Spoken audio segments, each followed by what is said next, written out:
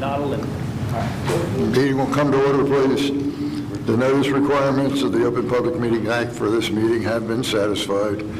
Would you please turn off electronic equipment as we stand for the Pledge of Allegiance?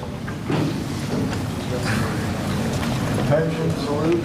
I pledge allegiance to the flag of the United States of America, and to the republic for which it stands, one nation, under God, indivisible, with liberty and justice for all.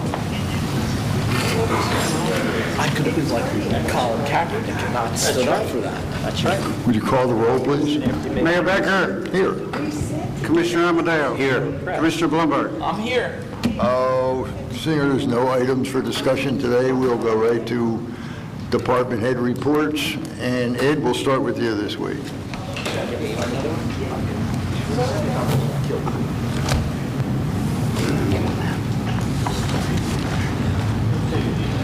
Oh, sorry.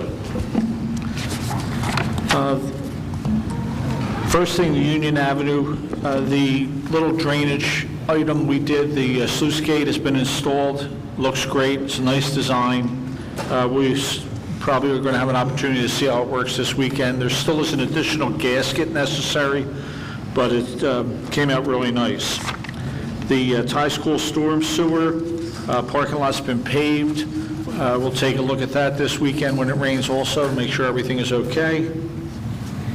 1 South Washington Avenue, the contractor has been working at a much quicker pace. The front doors are in, the electronic locks are in, the elevator's connected with power and has been run up and down. They're continuing to work on the control circuit. HVAC is all functional. And they're the second floor, they've done the ceiling grids, they've prepped the walls, and they're painting now. So things are moving along well there. The existing road program, the punch list is essentially done. The last thing that needs to be done, or had to be done, it is complete. It was paving the patchwork that had on that sewer line that we had that collapsed back on Memorial Day, so they did final paving. South Jersey Gas, there's still a number of services that need to be done by Kiley. Lantier is almost complete their services. They anticipate having all their shutoffs done by the end of September. We're going to have a meeting with them on the 15th of September just to discuss the schedule. The road program that we bid, the 2015-16 road program, we're rejecting the bids tonight. We're going to rebid that project and add an additional road. The prices were very good, but we do have other streets that we had cut out of the program in anticipation of the bids, so we're going to rebid that and add an additional road to that.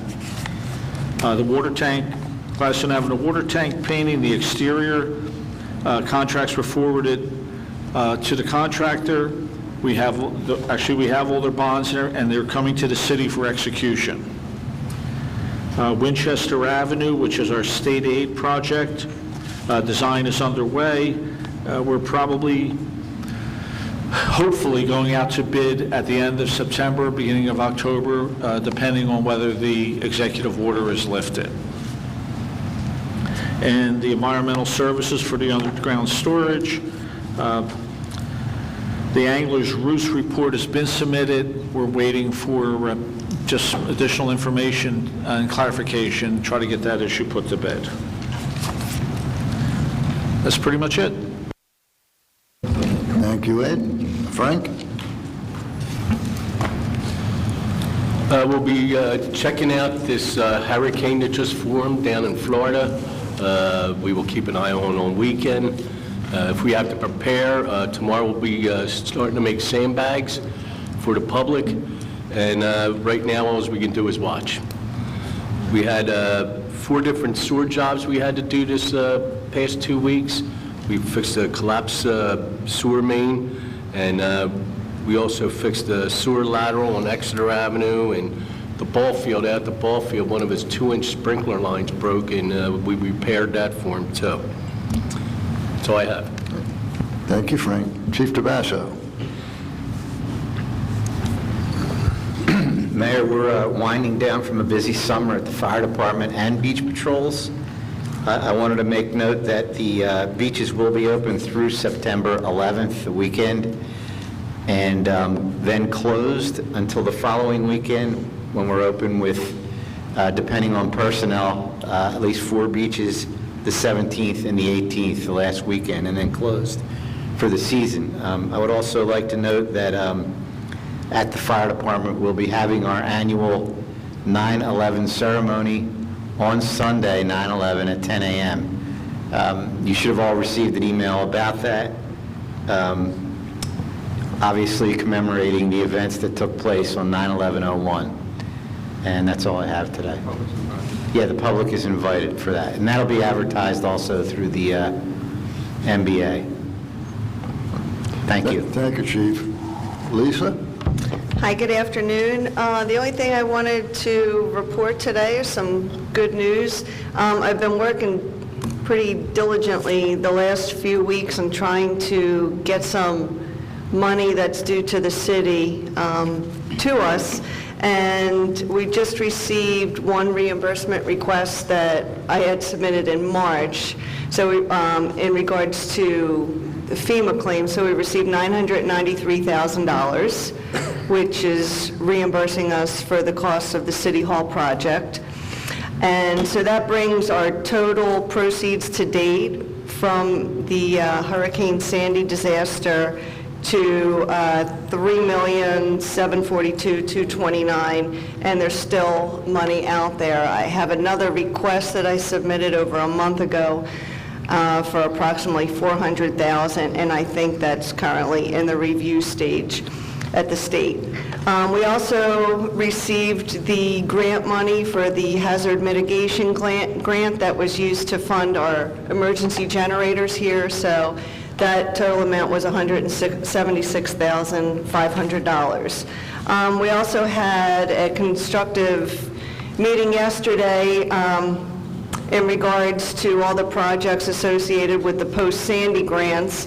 And once I receive the documentation from the professionals that were awarded the contracts, I will be uploading them, and once they're approved, I will submit for reimbursement, but that's about $375,000 that's owed to the city. Not all of that has been awarded in contracts, but at least half of it can be reimbursed to the city once the filing requirements are satisfied.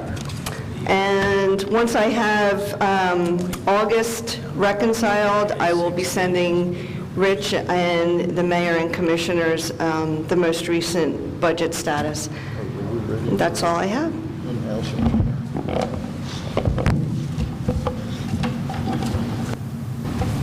Thank you, Lisa.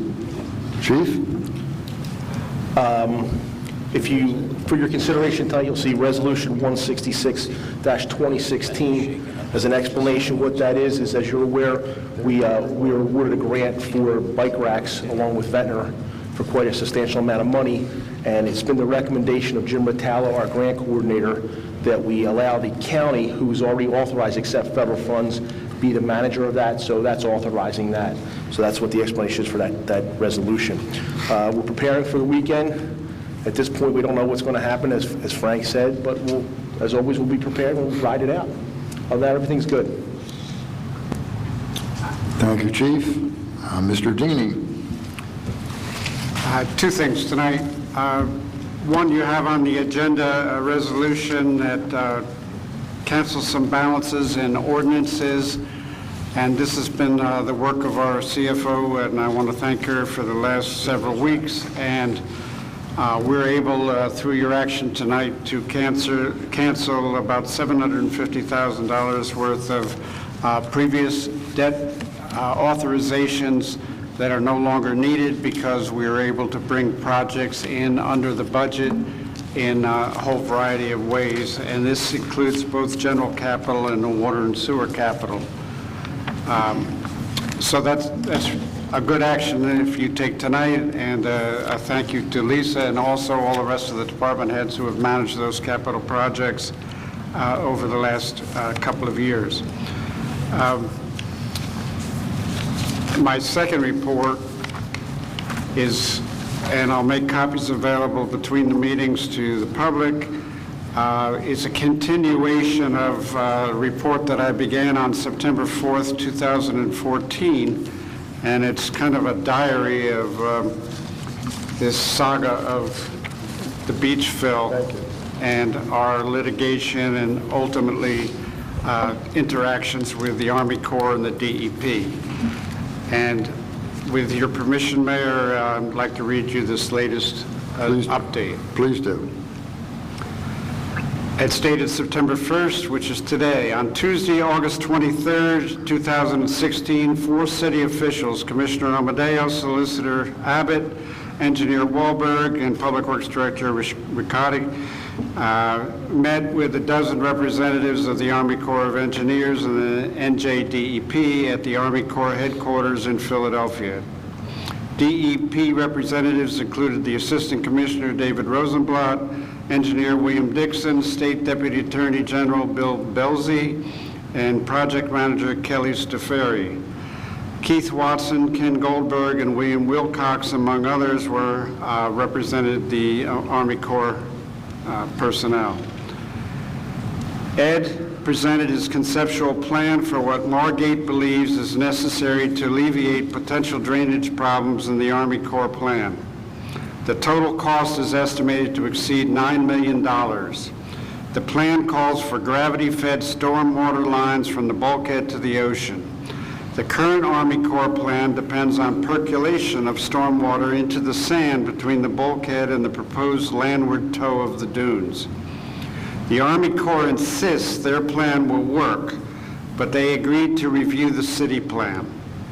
The DEP Assistant Commissioner took a wait-and-see position, but repeatedly assured Margate officials that if there is a problem with the DEP will address it. A more positive response came by assurance that our present Beach Patrol headquarters building would be raised or relocated as part of the project.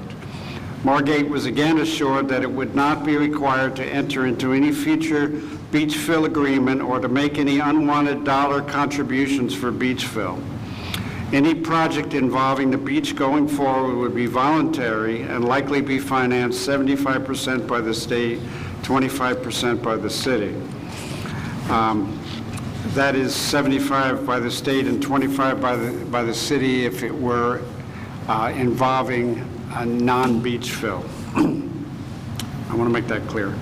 A final request for funds for equipment to maintain the beach and particularly areas around the dune line will be considered, although heretofore that type of assistance has not been given by the state. We believe that in order to have any chance for water to continue over time to percolate, the sand will have to be continuously churned up to break up any crust that will likely form. Bill Dixon and Ed Wahlberg will continue to communicate regarding drainage issues as well as possible relocation of the Beach Patrol building. Margate was asked to provide a photographic record to show how the current drainage functions along the bulkhead line. Margate made it clear that we do not believe the Army Corps plan will adequately address drainage issues. In fact, we believe they will be made worse because accumulated ponding for even short periods may result in serious safety and health issues. We reminded the Army Corps and the DEP that pursuant to the court ruling, they each must make a good faith effort to work with Margate to address drainage concerns. Each participating agency agreed. The Army Corps made it clear that they are about ready to advertise for bids once again for this project. In fact, the announcement is expected early in September. To that end, we will be making photographic record of the rainfall expected this next several days, how we treat that rainfall and accumulation of water now. The normal procedure when we have heavy rainfall is to immediately dig through our own public works machinery an escape route for that water to be able to reach the ocean so that that water doesn't pond over a long period of time. We will make a photographic record of that. because we believe that any ponding that occurs in the future will not likely percolate through the sand in a very short period of time, as the Army Corps claims its design will provide for.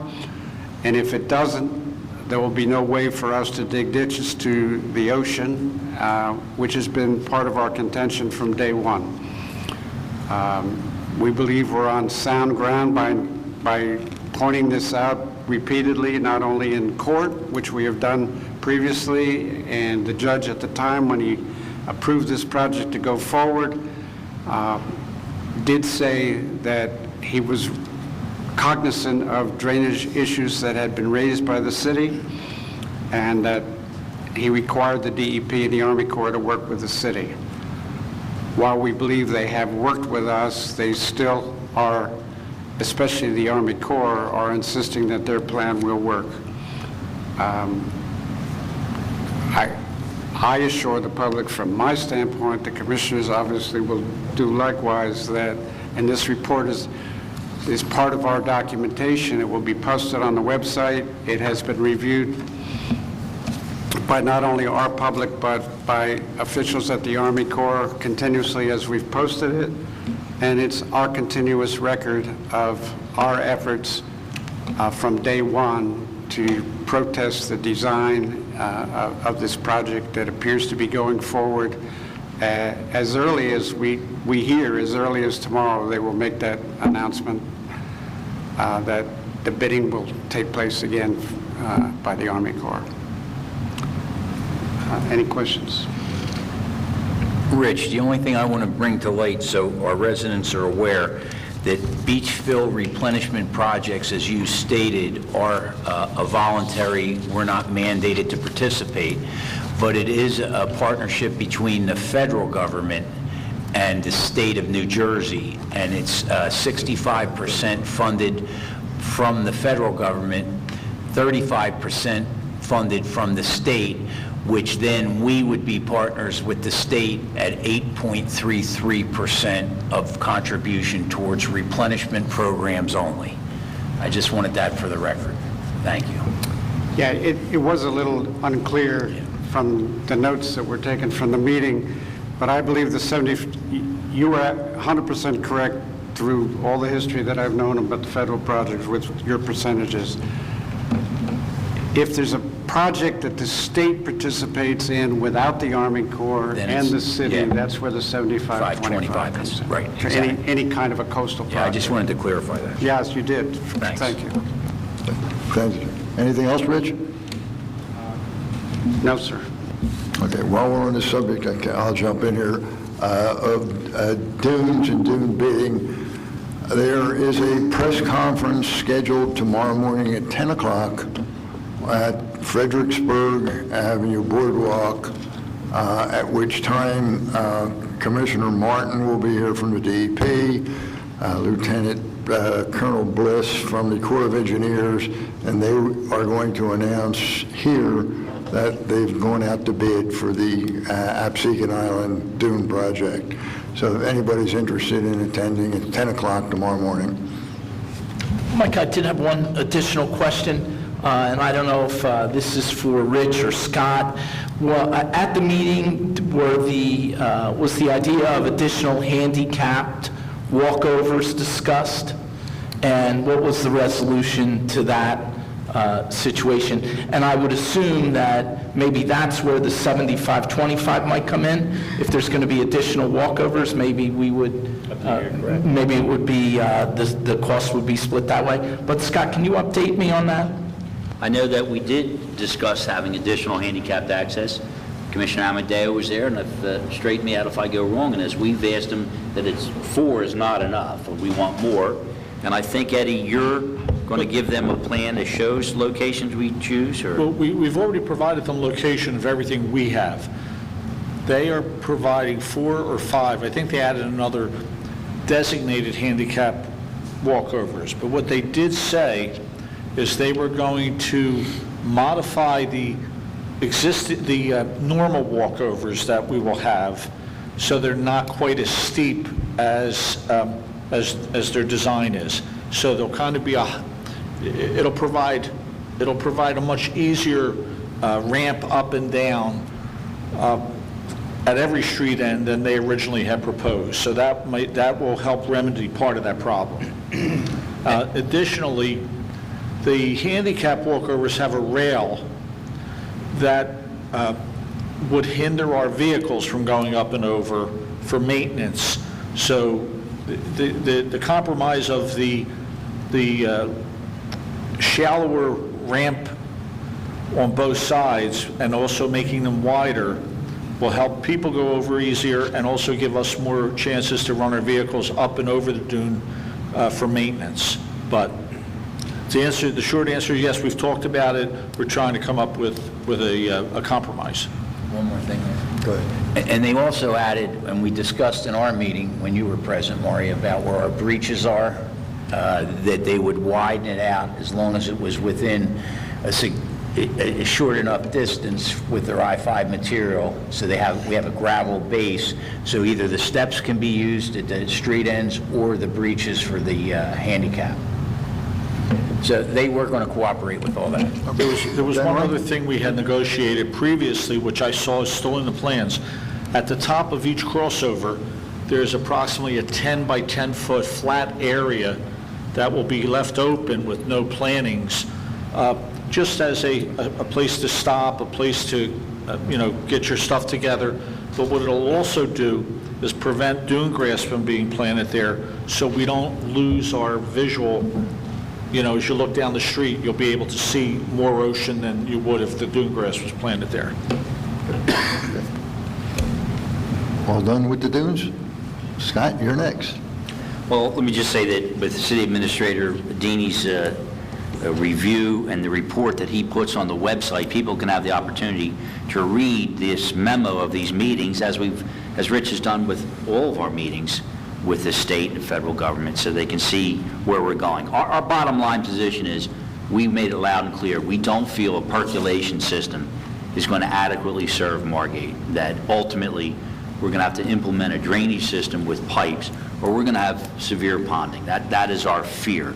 Their attitude was, and they weren't hostile to us, they're just not going to spend more money. Their attitude was, they want to wait and see, they want to see how it goes the first year, whether or not this so-called percolation system, which will require our public works to do much more maintenance on that area between our seawalls and the sand dune base, so that sand doesn't cake and can still have that ability to allow the water to go down into the soil. So that's where we are now. They are working with us. I understand Mr. Dixon, the state engineer, is coming to the city next week, is it, Ed? That's right. To go over various details. So we're working on it, but we're also creating a photographic record, and we are on record, and we talked about our correspondences as well, so that if the day comes where we still suffer a problem and they haven't resolved it, we've got a good case. We have to go to court, which we hope that doesn't happen. Other items on my agenda. The homeowner at the end of Rumson Avenue and the beach, you'll see in your emails I've drafted the agreement where he will pay for the construction of approximately 75 feet of new bulkhead on our ocean front. Again, that's our continuing efforts to get many of these bulkheaded areas along our beachfront replaced with a higher elevation. So that's moving forward. We also have an easement document you may have in your emails as well for the end of Rumson Avenue. You know that we recently put a new drainage pipe down Rumson Avenue that services that whole neighborhood. The homeowner was kind enough to grant a wider easement for our pipe system that I believe our own public works people put in. Again, it has to do with flooding, drainage, how we deal with the water issues that Margate faces. Other than that, one other issue, very, very related. We will now be in the appellate court involving those townhouses at Coolidge Avenue, where the one owner wanted to tear down one of 10 in a row and rebuild.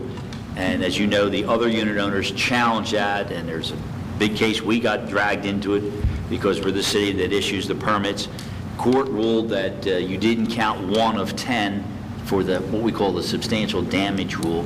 You have to count all 10, and therefore they didn't have an automatic right to raise their floor. I'm only paraphrasing here. It's a lot more detailed than that. But we are now named as a party in this appellate court case. This case decision is very interesting because it is being looked at heavily throughout New Jersey as to when and how you force or require a property to be elevated higher after it has, if you're going to either be substantially damaged or it's received flood damage. It's a case that Judge Mendez wrote out, took a while to get it, very lengthy opinion, and I believe it's being studied throughout the state, so Margate's right in the eye of that storm. And but that's all I have, unless you have any questions. Any questions? Thank you, Scott. Welcome, Johanna. Do you have any comment? All is well with the clerk's office. Roger? Thank you, Mayor and Commissioners. The Planning and Zoning Board is filling up rapidly. September's filled up, October as well, and I have about 5 or 6 other applications ready for November. I just also want to point out I've been here 8 months now, and I feel like I've been here 8 years. But it's meaning that I feel meaning that I feel very comfortable here, and I want to thank everyone sitting at the table for all their assistance, and no matter what it is, including the commissioners and the mayor, that together we've worked well to get things done, and I appreciate that. And I also wanted to point out that with Fred's assistance, our solar panels have been up and running, and we've collected over $60,000 in SRECs this year, so it's paying for itself. Yes, that'll be all. Thank you. Thank you, Roger. Good job. Jim? We're all well in the building department. I think we're looking for roughly a half dozen to dozen teardowns, probably September 15th when the moratorium's up, so construction will continue to start getting busy again. So we're looking forward to that. If you have any flood questions, give me a call. There's people still not sure what their flood insurance is. It shouldn't be that high, so give me a call and I'll look at your policy and tell if you're getting a discount or if you're compliant. And Thank you, Jim. Fred? That's okay. I didn't mean to wake you, Fred. You woke me up. A couple weeks ago, I think I reported this once, we had a lightning storm hit the in and around the police department. We had a little bit of damage there that I was able to straighten out. But one of the lines, one of my network lines down near the garage, the Public Works electrical shop got hit, which I couldn't fix. So we're going to get that repaired. We're going to submit it as a claim to the JIF as a lightning storm hit, and hopefully we'll get some reimbursement on that. I'm hoping to have that repaired tomorrow. As far as 1 South is concerned, as soon as the contractors get their equipment out and my old office is free again, I'll be in there cleaning up the room and getting it ready for all the network connections. The courtroom is scheduled for the week of the 12th to begin the installation of all of whatever they need to make the court work. The court recorder, the sound system, the AOC's connection to the state, and of course I'll be working with that until it's up and running, which, if I had to guess, would probably be maybe a week to 10 days to work on it. Anything else, Fred? That's it. All right, thank you very much. John, do you have anything? Nope, no, I don't. Marty? Nope, nothing, Mike. Nor do I. So at this point, we will open for public comment and 3 minutes for anything that was discussed here today. Is there any public comment? I'll make a motion to close. I like you better already. Steve Warner, 103 North Sumner Avenue. I'd just like to share with everybody what I heard as far as the dunes, that they plan to start about the middle of November. This is what I heard. I don't know if it's 100% accurate. And they're going to start in Ventnor and go 24/7 right on down to Longport. That's what I hear. And by next, I guess by next March or April, we're going to be all duned up. So I just like to share that with everybody. But you have no idea if that's true. It's just a rumor that you heard. And by the way, they're starting in Brigantine, and they're putting it out to bid in the next month. Well, we'll see. Your information's wrong. Is it? Well, we'll see. I think my information's been pretty good as far as the dunes go. And Steve, they haven't been out to bid yet. They're now Steve, I think tomorrow's press conference is to announce that they're going out to bid, and they may have already gone out to bid in the last day or so, but that's a 60-day process just to get the bids back. well, we'll see what happens. Okay. We'll see what happens. Steve, you should do one of these reports that I do. I think you should. It's nice that we have them on the record. I've been on record for quite a few things. Also, I'd like to thank Lisa. Excellent job cleaning up the capital budget there. I'm sure that it should have been done years ago, but good job. And I don't mind being on record. We'll see what happens. Well, I'll be on the record, Steve, and say it has been done continuously every other year or so. This is not like something new. As good as what she just did with all that work, it's not like it's never been done before, so don't make that... I never saw it before. That's the first time it ever brought to my attention. Well, because we're doing a good job of communicating that. Well, then the communications improve. Well, that's good. I think are looking up here. They really are. They are looking up. Things are. And I just want to say one last thing. I would like the solicitor to get a little more information on Woodrow Wilson before he starts talking about him, okay? Best president. I don't remember talking about Woodrow Wilson very much. One of the most transformative presidents, that's for sure. And God, he won World War I. The greatest tragedy of the 20th century was this country entering World War I. All right, that's all. Thank you, Steve.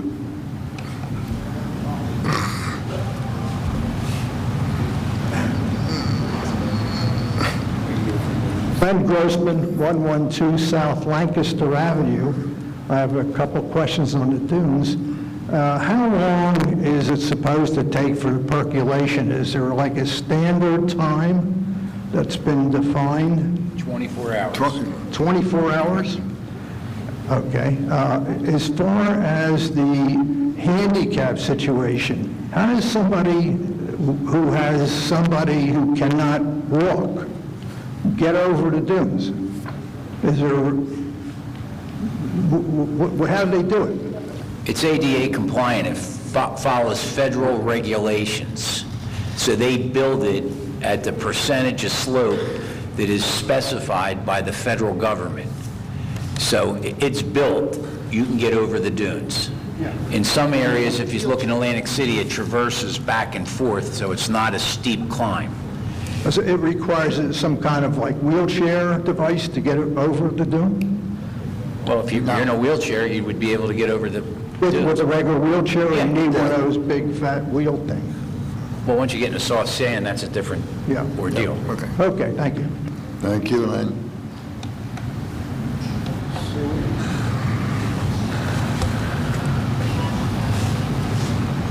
Sewell, 22 West Drive.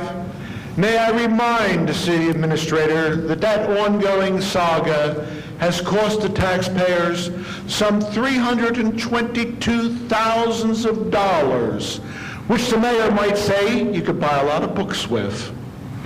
But if truth be told, this has been a boondoggle of major consequence.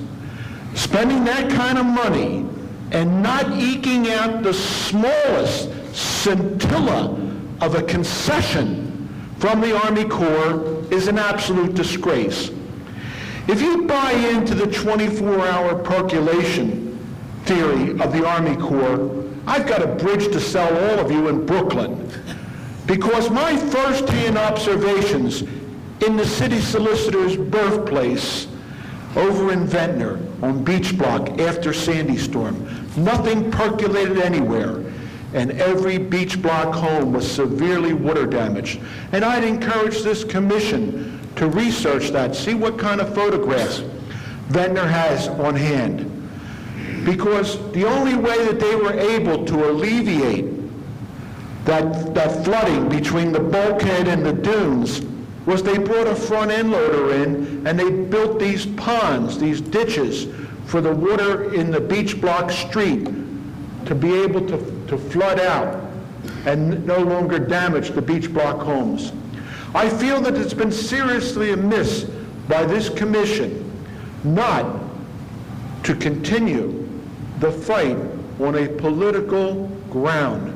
Have we had meetings with Congressman Frank Lobiondo? Have we been lobbying Washington? I don't see any of that here.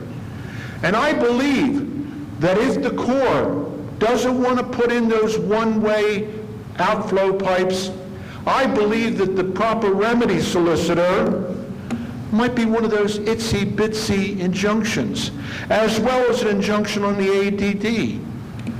I believe that you cannot have the Army Corps thumbing its nose at the needs of the residents in Margate, and that we should begin to strenuously lobby Lobiondo to get some concessions out of the Army Corps of Engineers, because thus far, as far as I know, little or nothing has been done.